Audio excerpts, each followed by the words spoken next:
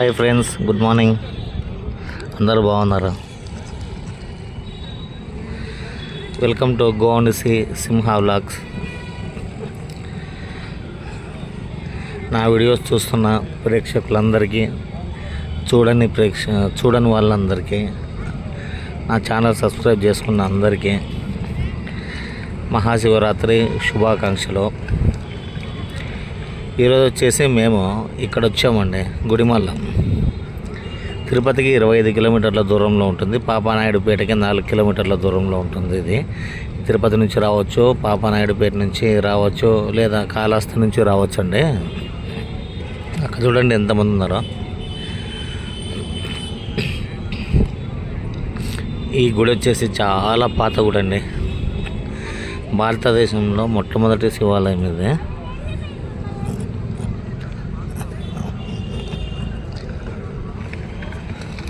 ఈ గుడి పేరు వచ్చేసి మీకు ఇక్కడున్న స్వామిని వచ్చేసి పరశురామ ఆలయం పరశురామేశ్వర ఆలయం అంటారు దీన్ని.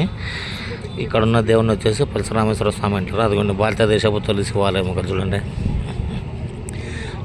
ఊరి పేరు వచ్చేసి గుడిమల్ల. ఈ శివలింగం వచ్చేసి ఈ దేవుడికి ఈ పేరు ఎందుకు వచ్చిందంటే, ఈ శివలింగాన్ని పరశురాముడు క్రీస్తు పూర్వం 2వ శతాబ్దంలో ప్రతిష్ఠించి పూజలు చేసినాడు అనమాట. అందుకోసమనే పరశురామేశ్వర దేవుడు అని అంటారు, పరశురామేశ్వర శివాలయము అంటారు. క్రీస్తు పూర్వము 2వ శతాబ్దం నాటి క్రీస్తు పూర్వం 2వ శతాబ్దం కాలం నాటిదండి ఈ శివలింగము. ఈ గుడిని వచ్చేసి అక్కడ చూడండి, స్కూల్ పిల్లలు చూడండి, వాలంటీర్స్కి వచ్చారనమాట. ఇక్కడ వాటర్ బాటిల్స్, పెరుగు ప్యాకెట్లు పంచేదానికి. అదిగోండి దోస్తామని చూడండి, దండం పెట్టుకోండి. ఈ గుడిని నిర్మించింది వచ్చేసి శాతవాహనులు అండి.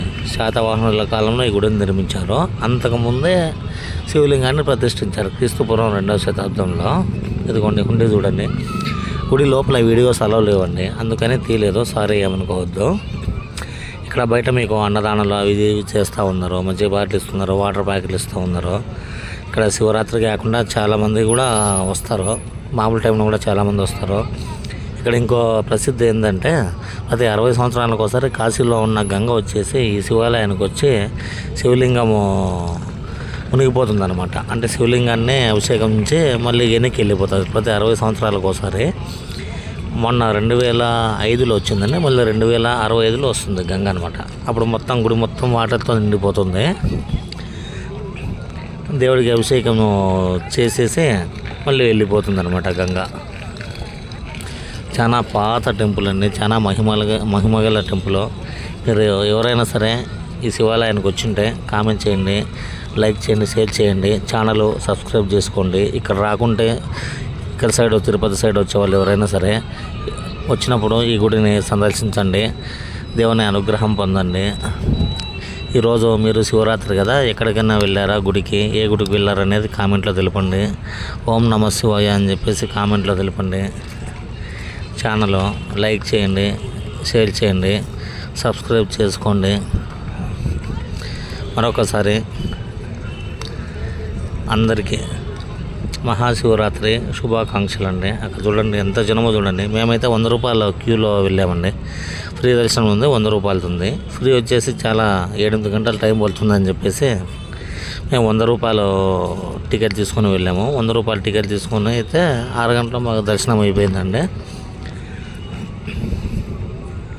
మీకు వెహికల్స్ పెట్టుకోవడానికి కూడా కార్ పార్కింగ్ కూడా చాలా పెద్దగా ఇచ్చారు. పొలంలో బయట, టెంపుల్ బయట పొలాలు ఉన్నాయి, పొలాల్లో ఇచ్చారనమాట. మేము మా ఫ్రెండ్స్ కార్ వేసుకుని వెళ్ళామండి, ముగ్గురము.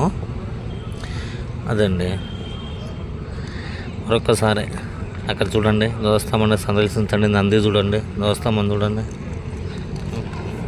ఎంతమంది జనాలంటే అంతమంది జనాలండి. చాలా అసలు క్రౌడ్ చాలా ఉంది. చాలామంది బైక్లు వేసుకొని, ఆటోల్లో సపరేట్గా కార్లు వేసుకొని ఎంతమంది వచ్చారంటే అంతమంది వచ్చారు అసలు. మరొకసారి అండి, కంపల్సరీ శివాలయానికి రండి, సందర్శించండి మీరు. చాలామంది క్రౌడ్ ఉందండి. అయితే పోలీసులు చాలా బాగా మేనేజ్ చేస్తారండి. ఓకే అండి, మరోసారి అందరికీ మహాశివరాత్రి శుభాకాంక్షలు. Okay, bye.